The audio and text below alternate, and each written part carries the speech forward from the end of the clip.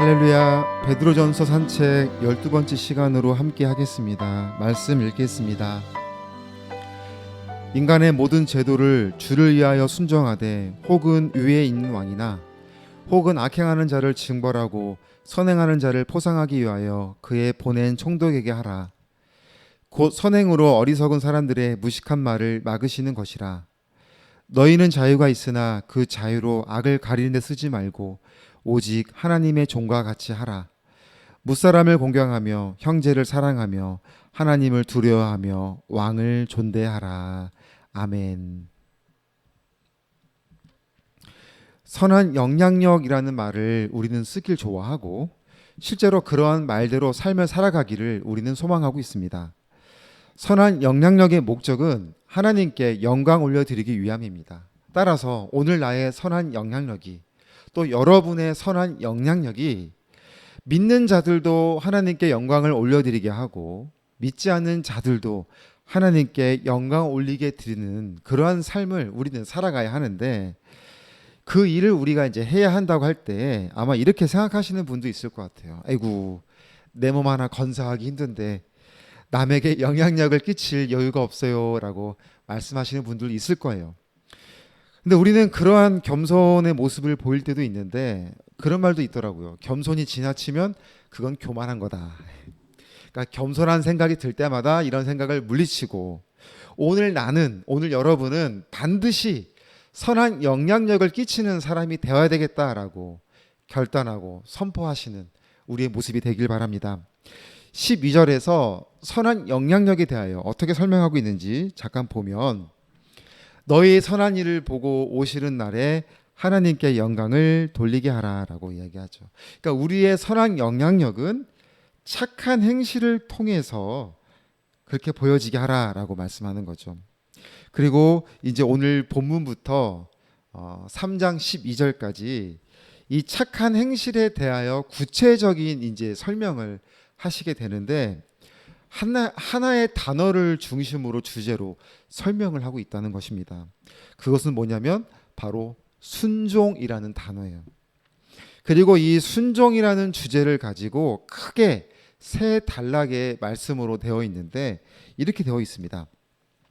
먼저 오늘 본문처럼 모든 것이 다 주를 위한 순종이 되어야 돼. 주를 위하여 하라 라고 할 때 첫 번째는 나라에 대한 순종이다. 시민으로서의 순종을 해야 되고, 또 종들이 주인에게 하듯한 순종을 해서, 이거는 이제 공동체로서 우리가 순종해야 할 일들이 있고, 또 마지막으로는 가정에서 순종이다.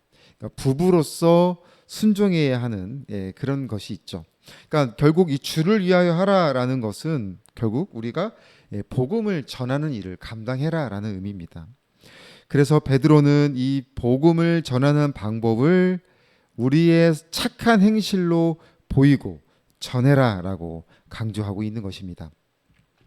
사무엘상 15장 22절에서 순종이 제사보다 낫다라고 말씀하는 것처럼 우리 성도들에게 이 순종한다는 것은 상당히 성스럽고 명예스러운 일입니다.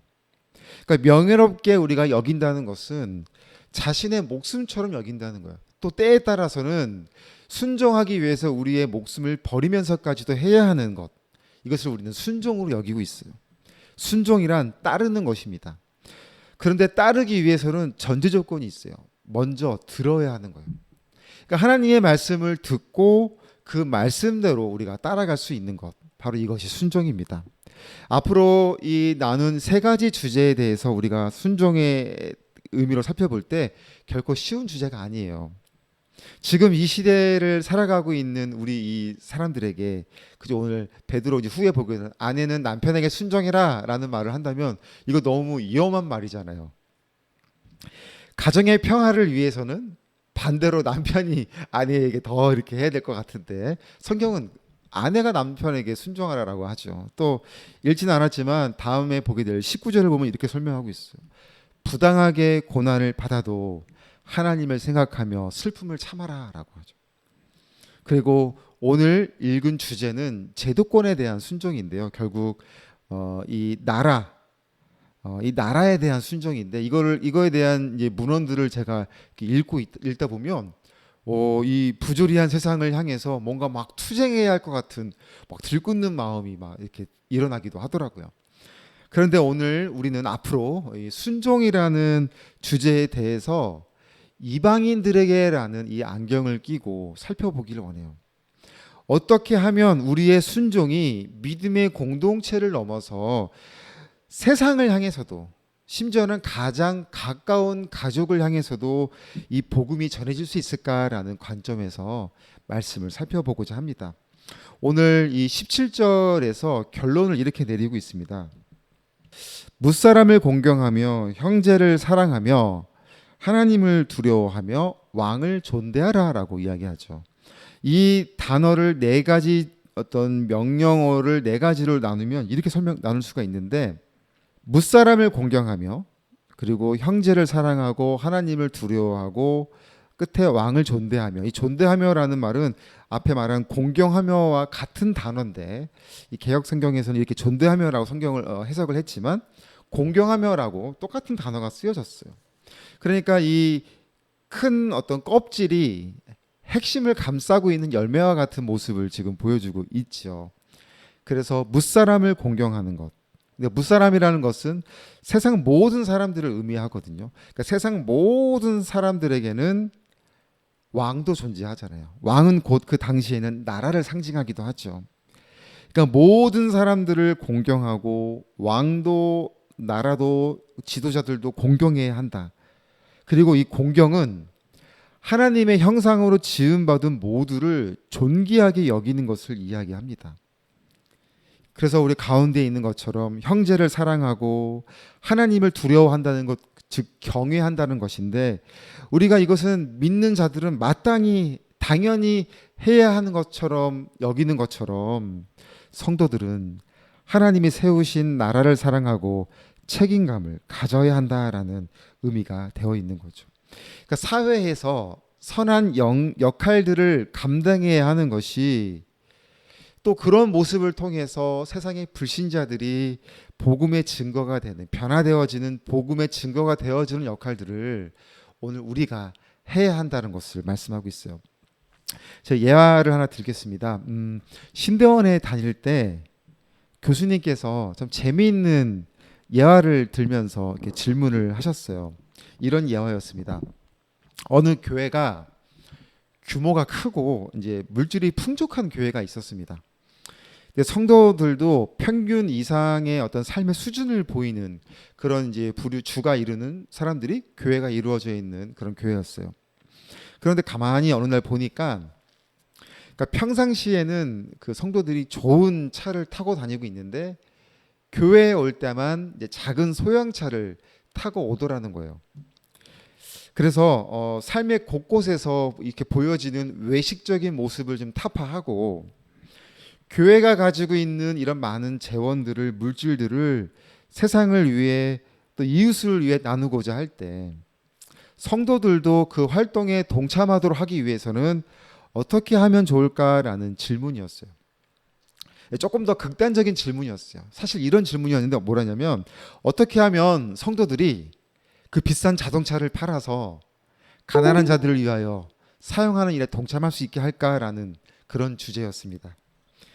열띤 이제 토론을 펼치는 가운데 이제 그 교수님이 저에게도 어떻게 할래라고 질문을 하셨어요. 근데 제가 이 오래전 이야기인데도 불구하고 너무 이 예화가 재밌잖아요. 참 재밌는 주제여서 제가 오래도록 기억에 남아 있는데, 저는 이렇게 대답을 했습니다. 나라가 하지 못하는 일을 교회가 하면 되지 않을까요? 그러니까 누구나 하고 있는 일 말고 아무도 하지 않는 일을 찾아서 교회가 한다면 그런 어려움들도 성도들이 많이 동참하지 않을까요? 라고 그렇게 대답을 했던 것 같아요. 근데 또 하나는 뭐냐면, 그 교수님이 저를 한 5초간 쳐다보시더라고요. 그러니까 아무래도 뭔가 핀트에 맞지 않는 대답을 했던 것 같은데, 어쨌든 모든 대답을 다 듣고 나서 교수님께서 이렇게 정리를 하셨습니다. 해결책은 간단하다라고 하시면서, 해결책은 예배 자리에서 진짜 복음이 선포되어지면 됩니다라고 하셨습니다. 그러니까 한동안 다들 멍하게 조용해졌어요. 그러니까 성도들이 듣고 싶은 설교를 하는 것이 아니라 예수님의 삶을, 예수님에 대한 복음이 증거되어질 때 진짜 그 복음을 받아들이는 성도들의 삶이 견딜 수 없도록 바뀌어진다는 거죠. 사랑하는 여러분, 예수님이 붙잡히신 밤부터 다음날 십자가에 매달리시기까지 보여주신 모습이 우리에게 있습니다. 바로 침묵하신 거예요. 억울하고 모욕적이고 사람들에게 둘러싸여 엄청난 조롱을 당하심에도 불구하고 주님은 침묵하셨습니다. 그리고 묵묵히 당신께서 하셔야 할 일들을 감당해 가셨던 것입니다. 이것이 우리가 세상을 바라보며 또 우리가 세상을 대하는, 또 세상 일에 동참해야 하는 우리의 자세가 아닌가라는 생각을 합니다.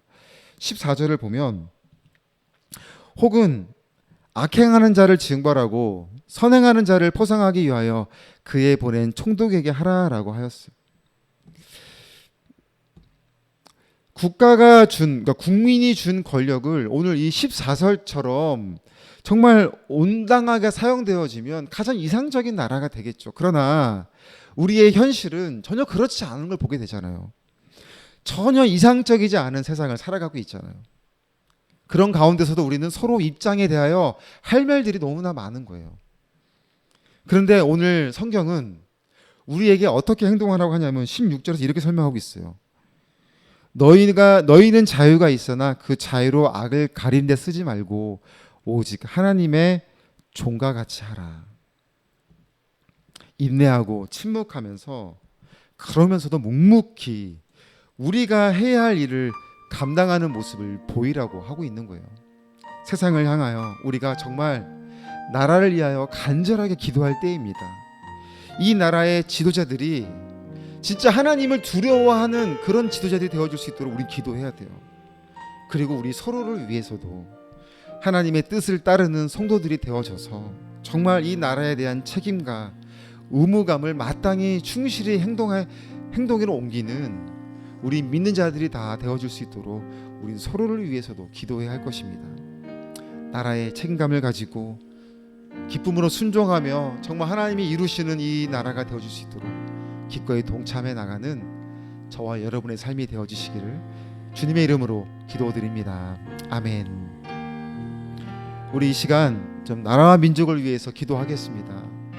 하나님, 이 나라와 민족을 책임져 주시옵소서. 그리고 그런 동시에 우리가 해야 주어진 일 묵묵히 감당하며 나아가는 일이 되어지기 원합니다. 우리 호스피스 현장 사역을 위해서 함께 기도해 주시겠습니다. 또한 믿음의 동역자 교회 기관들을 위해서 기도해 주시고, 또 내일 키클럽 배경고 학생들의 또 일정이 잘 은혜롭게 진행될 수 있도록 우리 시간 뜨겁게 기도하며 나아가겠습니다. 하나님 감사합니다.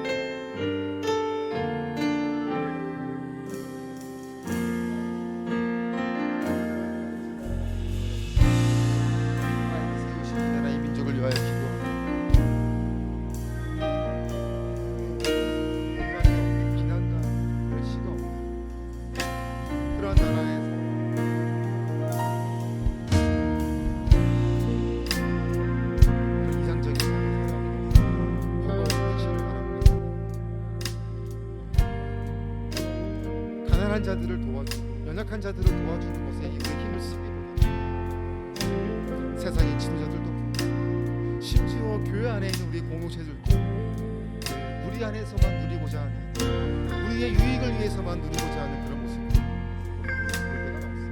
하나님 가슴을 정말 땅을 치며 진정을 회복하고 회개하는 마음, 주님의 도움을 구하는 우리의 마음, 우리의 것입니다. 하나 오늘 말씀처럼 정말 주님을 위하여 순종할 수 있는 우리의 믿음이 또 이 나라의 지도자들을 위해서 주시옵소서. 세상에 너무나 열심히 정말 해결해야 할 문제들이 너무나 많습니다.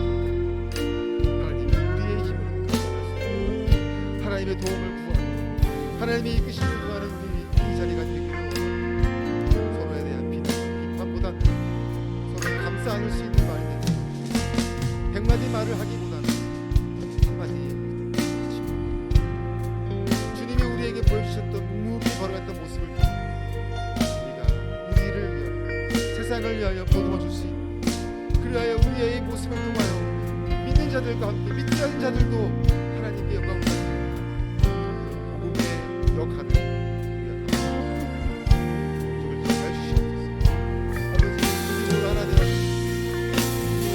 위로로 치유되는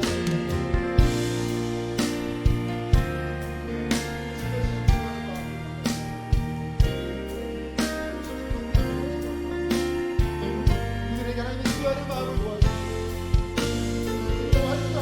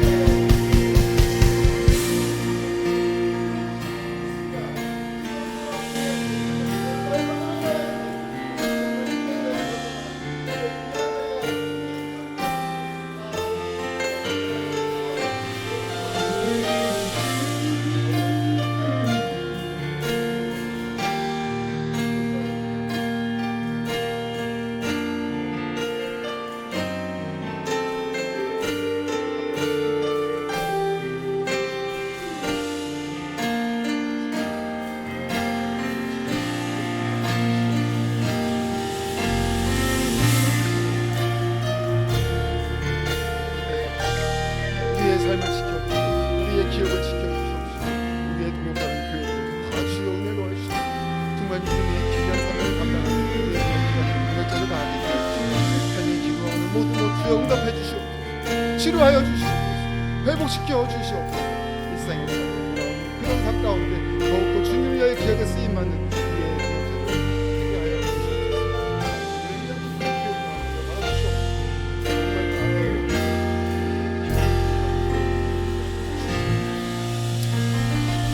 예수님의 이름으로 기도드립니다.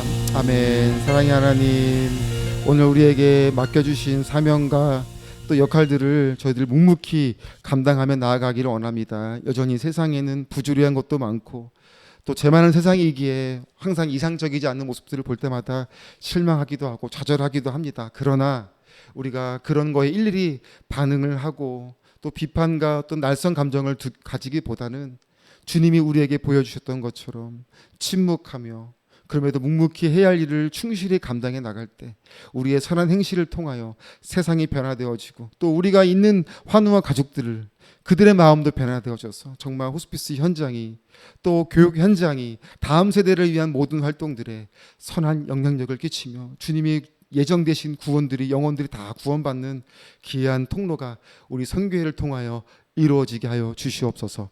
이 시간 기도한 모든 것 하나님 응답해 주시고 오래도록 기도하는 제목들도 하나님 기억해 주셔서 속히 들어주시는 놀라운 은혜를 경험하는 우리의 믿음, 우리의 기도가 되게 하여 주시옵소서. 모든 영광 하나님께 올려드리며 예수님의 이름으로 기도드립니다. 아멘. 우리 하나님께 감사 영광의 박수로 예배를 마치겠습니다.